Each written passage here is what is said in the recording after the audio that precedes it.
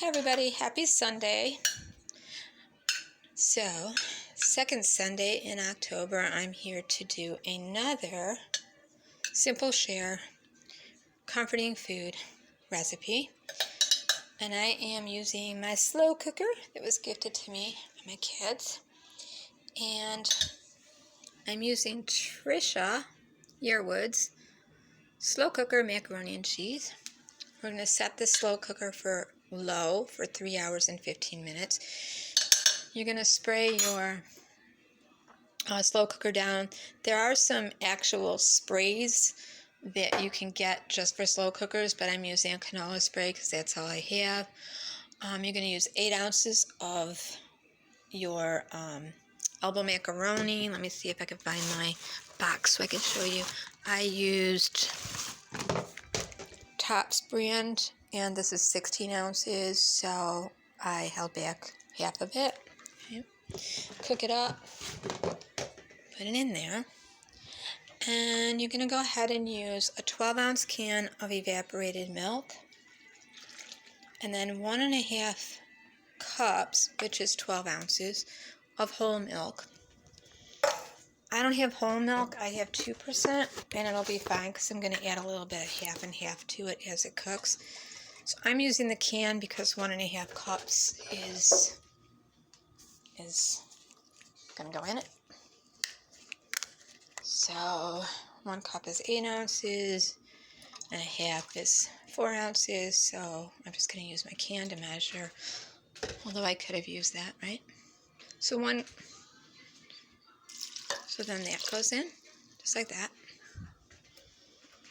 And then we have 2 large beaten eggs, 2 large.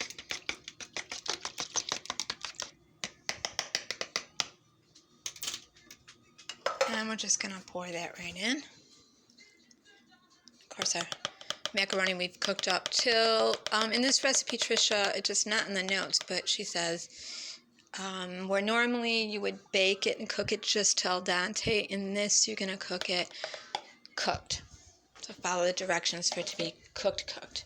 Okay, now the other thing we're going to put in is half a stick, 4 tablespoons of unsalted butter melted. Okay. And this is going to be more like a custardy macaroni and cheese.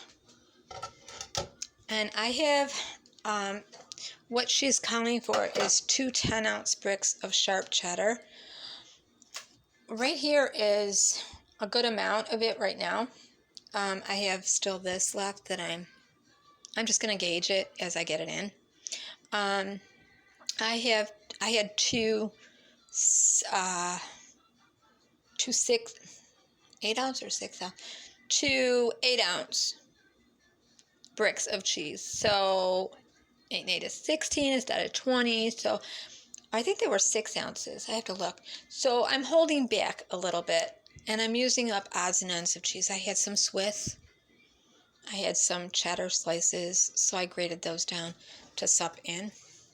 And I'm going to go ahead and put my cheese in there, and if it looks like it needs more, I'll grate up some more. But I don't really want to put 2 whole cups, 20 ounces of cheese in mine, so I've got Colby Jack, sharp cheddar, so I've got a mix. The recipe calls for sharp cheddar. Be right back. Okay, so now I have my slow cooker sitting on my mat on my counter. Everything is cleaned off, and I've got my cheese in there. And this is what I held back, about 4 ounces of sharp cheddar. If I want more, I can put it in, but I don't think I do.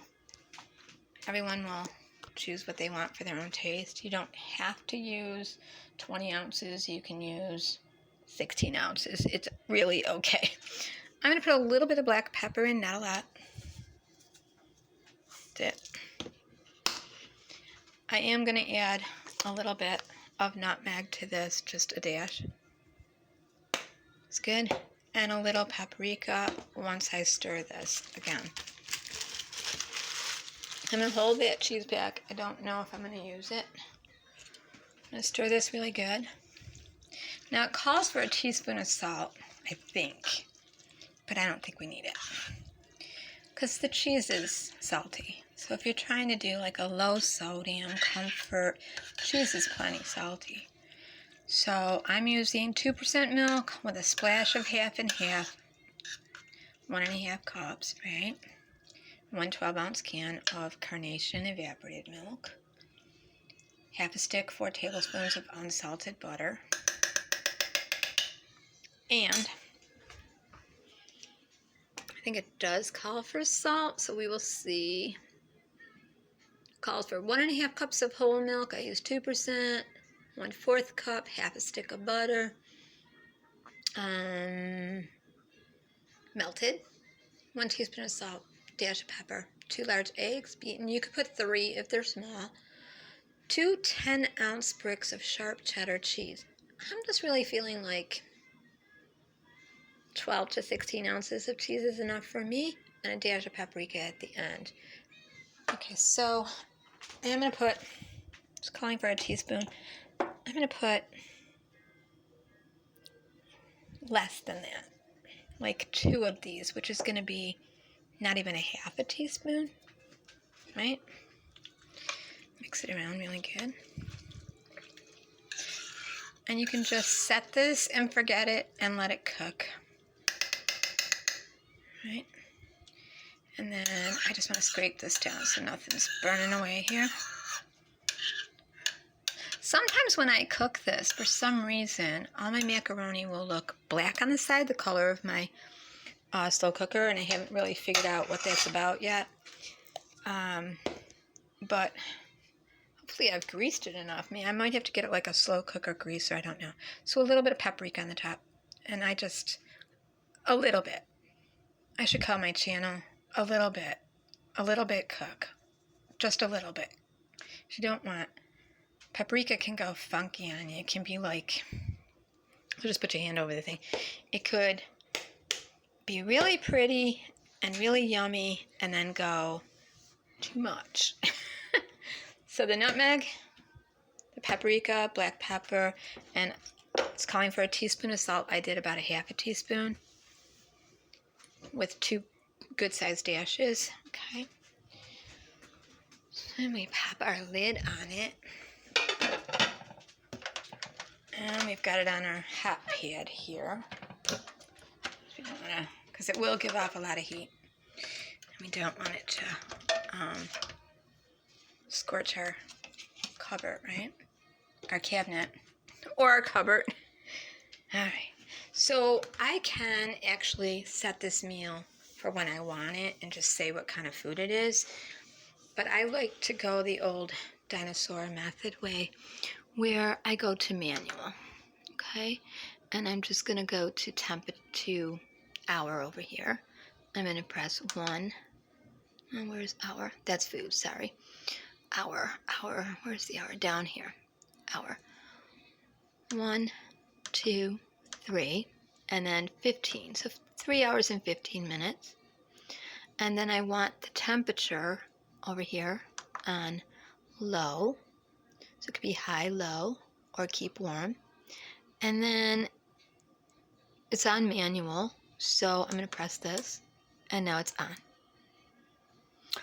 So you won't really see that light go off until if you're using this kind of crock pot, which is a 6 quart, maybe it's an 8 quart, I can't remember, 6 to 8 quart, I think it is, crock pot.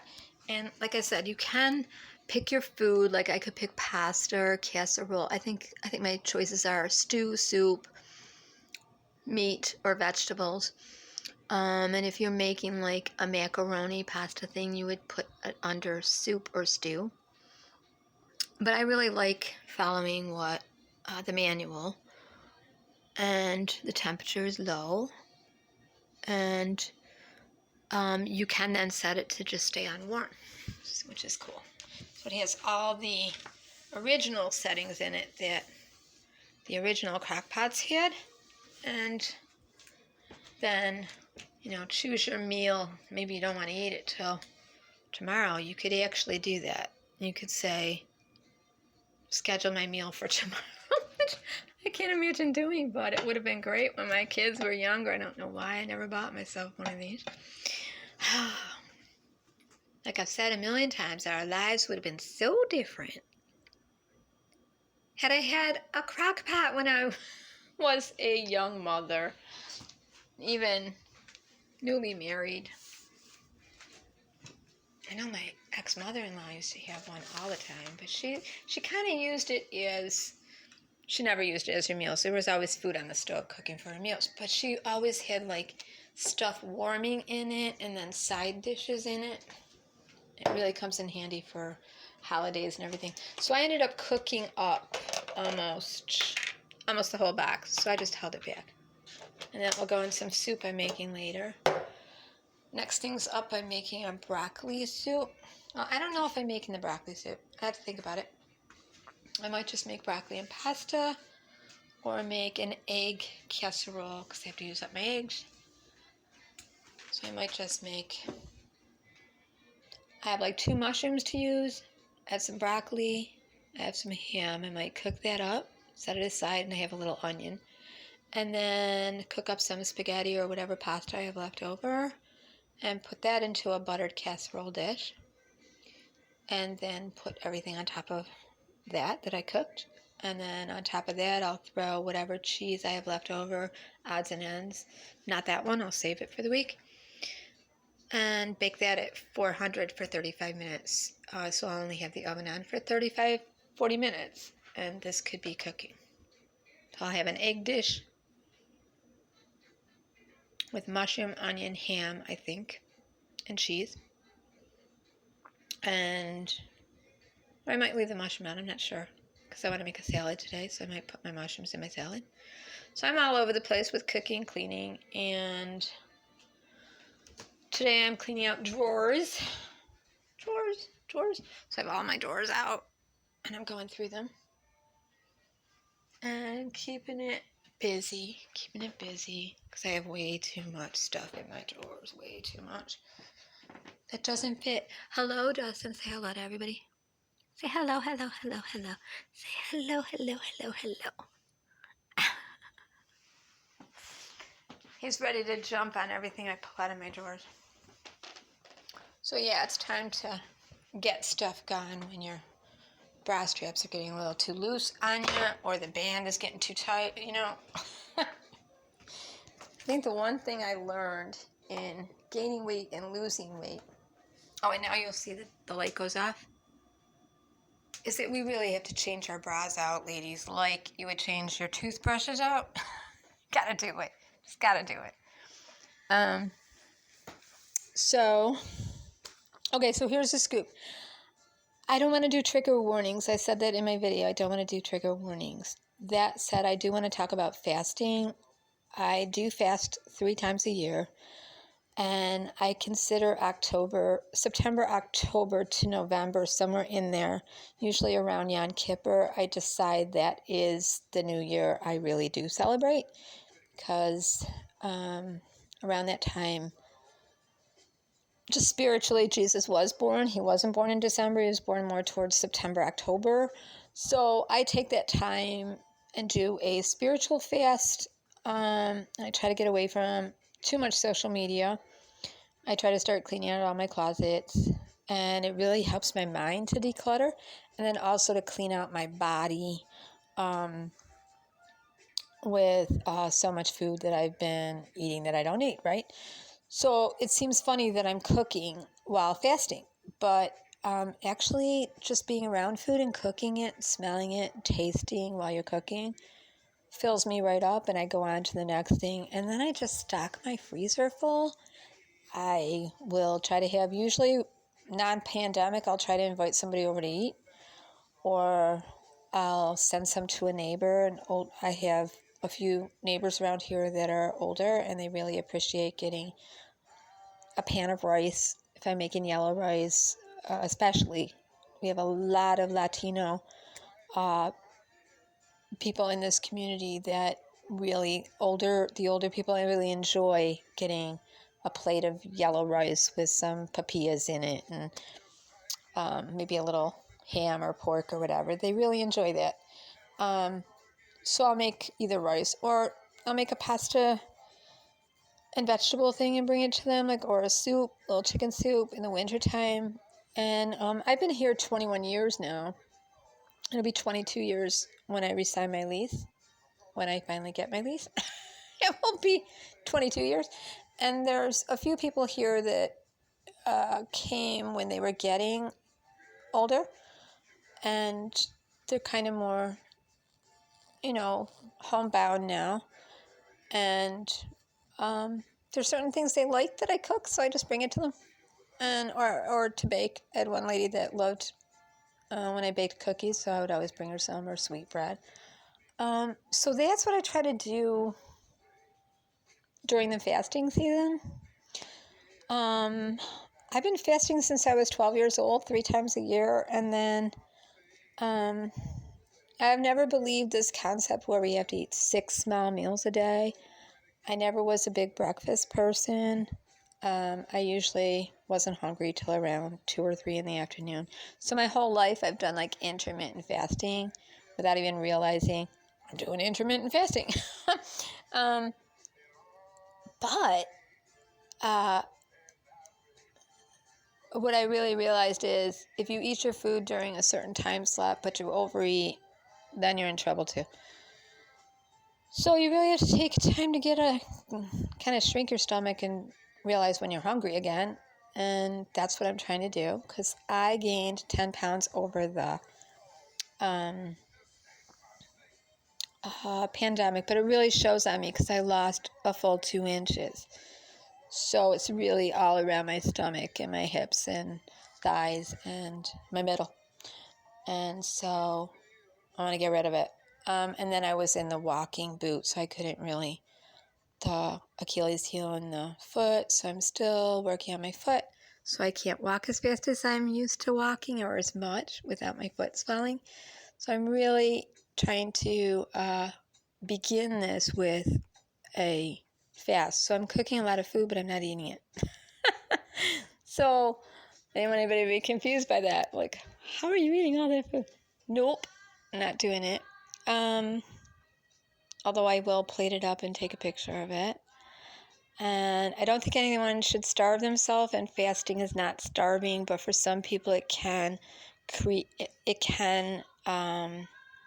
a prescriptor to unhealthy eating and anorexia if they're EDNOS. So I would just say I've been following a book by Alan Cott called Fasting: The Ultimate Diet since 1973.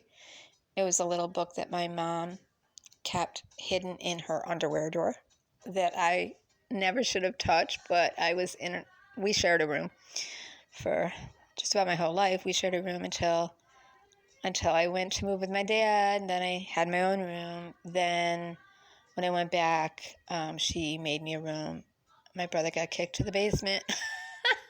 So, no, we had a family room that got fixed up, and he had a basement that got all fixed up, and he had a really beautiful bedroom down there. And I had my own bedroom, and it was all purple paisley. This purple thing didn't start with Prince. It started way back when. My mom went out, made sure I had purple paisley curtains. My brother and his friends painted my walls purple. And actually, my walls were covered with Donny Osmond, Bobby Sherman, Michael Jackson, the Jackson 5, Peter Frampton. There was no Prince on my walls because by the time he came out, we were same age. So I was over the teeny bopper thing.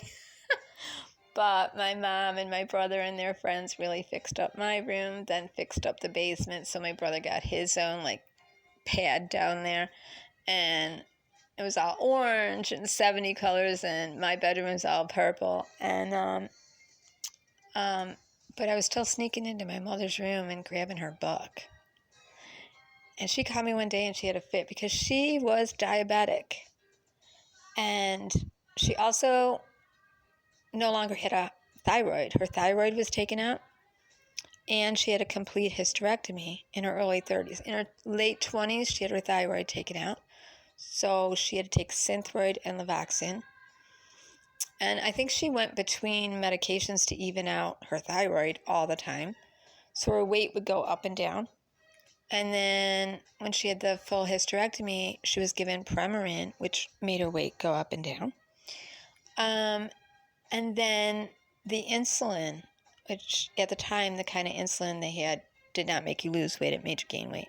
So she was always looking for ways to keep her weight in check, still keep the diabetes in check, and her thyroid and the hormones for her ovaries she was missing and her uterus. So her weight would fluctuate a good 20, 30 pounds quickly. She would put on that first 10, 15 pounds, and I'd watch her grow, and then all of a sudden she'd be really thin again, and she would just come home from work and eat a little vegetable and go right to her room. She wouldn't, because she would fast. So this book is really great. It came out in the 1970s, and the doctor that wrote it is Dr. Alan Cott, and he was a neuropsychologist who actually was looking for ways to cure behavior problems, mood disorders, stomach issues, and diabetes. So, but she knew if anybody in the family saw that book, they'd think she was not eating, and her diabetes, if her sugar level got all crazy, they would think something bad. But he was way ahead of his time, where he was saying there's nothing wrong with fasting as long as you're medically supervised, and he had a place that he did that. And there was none of this, make sure you get fat adaptive, like you've been fat adapting, you've been doing away with carbs or whatever. There was none of this, you have to break your fast with only certain foods, or that you had to put supplements in your water, potassium or salts, or have bone broth. It wasn't the big deal it really is now. It was just simple. You can fast a couple meals. You can fast one meal. You can fast from some foods. You could do, and see, I do keep it spiritual. This is like a prayer and fasting. So there's 50 million different kinds of fasts that people in the Bible did. Ezekiel fast, Daniel fast, David fast, Isaiah fast, Joshua fast, Esther fast, Jesus himself. I'm going to talk about this later. There's a big thing going on where people are like, there's a lot of right-wing Christians who are having a problem with people calling Jesus Yeshua, because they believe it's some conspiracy to try to Judaize them and take away the name of Jesus. I'm going to say Yahshua is closer to it than Yeshua. And that there wasn't the lettering to make the name Jesus in the original Hebrew and Greek. That said, for the sake of clarity, Jesus did a 40-day fast, but he did no water, okay? And there were all kinds. Daniel fast, David fast, first of the year fast, Ezekiel fast, Esther fast. Who else fasted, I think? Let me see. There were quite a few. This is a great book by Gordon Lindsay. I should look in the content here, and it would show me. I've read it a million times. All right, so there's prayer and fasting, there's facts about fasting, there's Old Testament fasts, Prince of Persia fast, the early church fasting. Yeah, I think I gotta look. So some people fasted from what they were doing. Some people fasted pleasant food, like no pleasant food. There was the non-total fast. Just fasting from behaviors. So it doesn't have to be food, but when you include food, Moses' 40-day fast, the impossible made possible, aftermath of 40-day fasting, Joseph fasting, Elijah, and Horeb fasting, Esther saves her nation through fasting. Ezra's trip to Jerusalem came after fasting. Israel saved by fasting. Joel, fasting. But the way they fasted was different in all of these. Daniel, this is the one I think most people are used to in January in their churches. You're basically just eating vegetables. And then the 21-day fast. That's what it is. And you can get spiritually enlightened, break habits, fasting in the New Testament. Anna the prophetess. Nobody really talks about Anna that much, the prophetess, but she fasted. So did Deborah.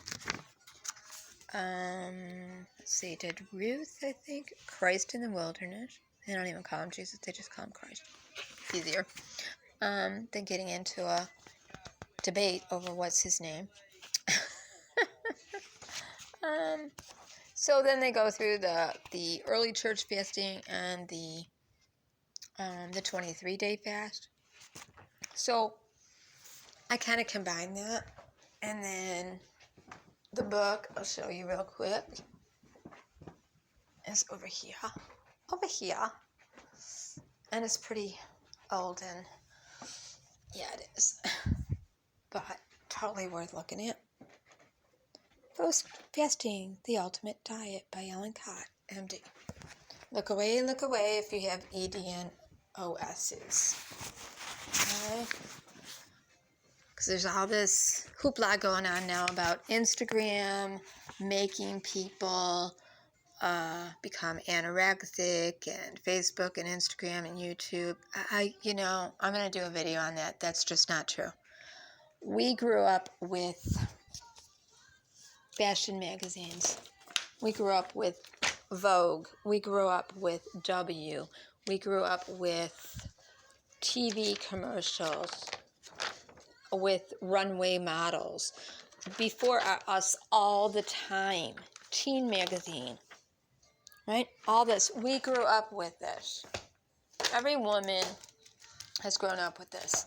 And we all grew up with TV commercials seeing only the skinniest of skinny.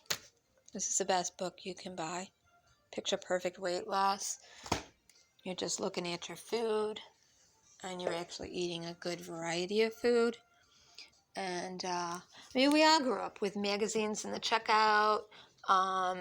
Anybody that was doing any kind of marketing for anything. TV game shows, soap opera people, whoever. Everybody in front of us was model thin. Okay? Are we going to now take all the TV shows off, take all the commercials off, take all the models off? It's ludicrous to me to say the material on Instagram or YouTube or Facebook is making people teenagers fast or starve themselves or become anorexic. There's a whole lot more going on before a person becomes anorexic, but that's a whole nother video. Sure, there's body shaming in every school. Even in school, you go to school, there's the cheerleaders that are athletic and beautiful. There's, the people that are they're lovely looking. They're always thin. They're tall. They don't have hips, whatever. And they're sitting around eating their celery or their carrots every day, right? And they're drinking a lot of water. We all grew up with them. You can't just do away with all media. You have to teach yourself, okay, that's what they look like, but I don't look like that, and I'm okay.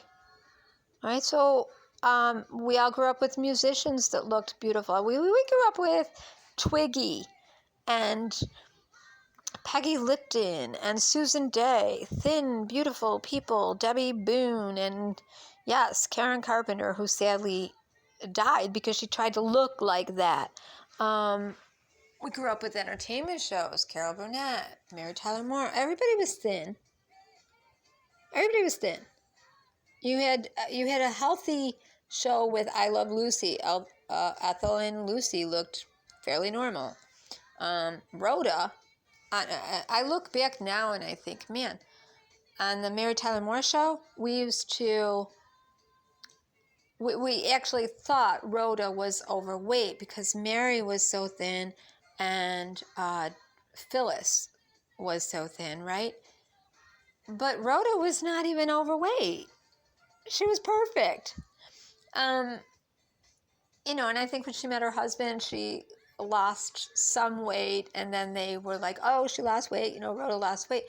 But it's just weird to me that the standard of weight for females is so crazy, and sizes. So I've been following this book since 1973, and this man took quite a hit for writing this book. Remember, fasting is not starving. If you get dizzy, eat something. If you feel like you want to taste something, taste something. It's just lessening. So these are some of the results. Leads to better eating habits. Fasting reduces tension. It's true, it does. Fasting helps you feel better physically and mentally. Improves your sleep. Sure does. Improves sex. Haven't tried that one. Maybe, I don't know. Fasting does help you give up smoking and drinking, and I would say drug usage for pain, because you have less inflammation in your body. Fasting heightens spiritual awareness. It does. Fasting makes ecological sense. Oh boy, does it. Lowers the blood pressure and cholesterol, and now we know the A1C for diabetes, right? So there's no need to go. There's 50 million videos on YouTube. I watched a video that was 2 hours long on, I think it was Master Class with the Greatest Lessons. I think it was Dr. Jason Fung. He's really good about fasting and fasting safely. But there's 50 million videos where people are like, follow me on my 40-day fast. And they're nearly fainting. Their heart is galloping all over the place. They're not doing it healthy. And I would say get yourself a book. See your doctor. Because you'll break habits of you'll break that salt craving or sugar craving or dairy craving. Everything will taste really strong when you start eating fully again, but also you'll stop stretching your stomach out. When people go into the hospital when they're sick, the first thing they do is they put a big sign on their door, usually that says NPO if they're still in pain, which means nothing by mouth. And they run an IV if their stomach is giving them pain, if their chest or whatever, they just don't know. They will take food away. And they will give them an IV with their electrolytes, their potassium, their sugar, their whatever they need, salt. So, you could do soups or bone broth. You have to take care of yourself during a fast. There's no grand prize if you went without food 40 days and you didn't touch a morsel. And what God tells us is, and because I'm not doing this for I'm not doing it for a breakthrough spiritually or a miracle or whatever, or an answer or whatever. I've already done a few of those. I know what I need to know about that, about what I'm thinking of. But people would generally fast to get answers from God, to get breakthroughs, to break strongholds and habits, and to be enlightened more. And they were told, wash up every day, get dressed, don't let anyone know you're fasting. The reason they would say that is, some people would put they would look sick. They would not put any, they would put ashes on their face, and they wouldn't get all dressed up, and they wouldn't wash, and they would get thinner and thinner, and people would think, no, you're not supposed to look sad when you're fasting. You're supposed to be happy and joyful.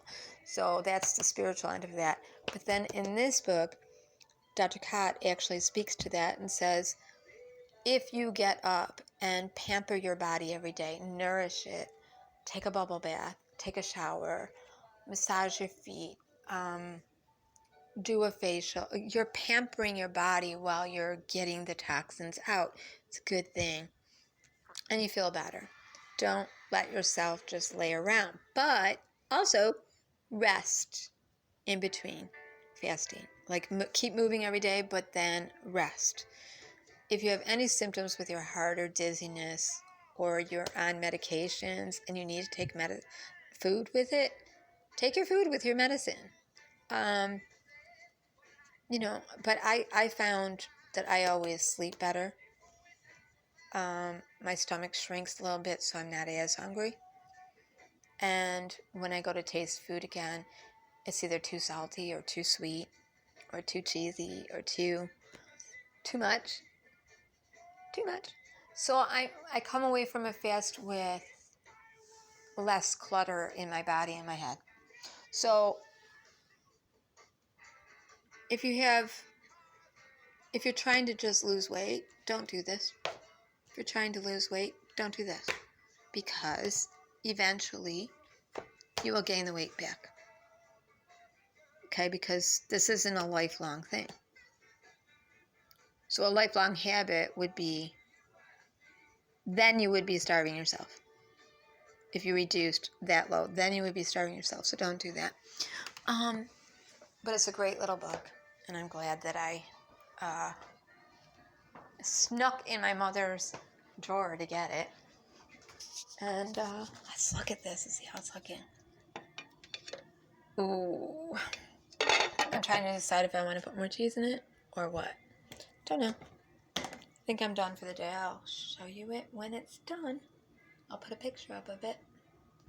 Okay, so that was my little side video on fasting, because I'm cooking a lot of stuff. And the next thing is I'm going to wash all this out, cook up some broccoli, some pasta, save some broccoli for a casserole, crack up the rest of my eggs, saute up some mushroom, onion, and a little bit of ham, and put that in the oven.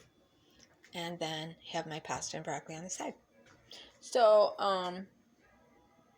I am cooking a lot of comfort food that I'm going to be freezing and sharing with neighbors and friends. And that's what to do when you're fasting. That's what I do. So take care, everyone. Have a nice day. And thanks for hanging with me this Sunday. Bye. Hope you'll try this recipe. It's really good. 3 hours and 15 minutes. It's done. Thank you, Trisha Yearwood, for a beautiful recipe. Bye.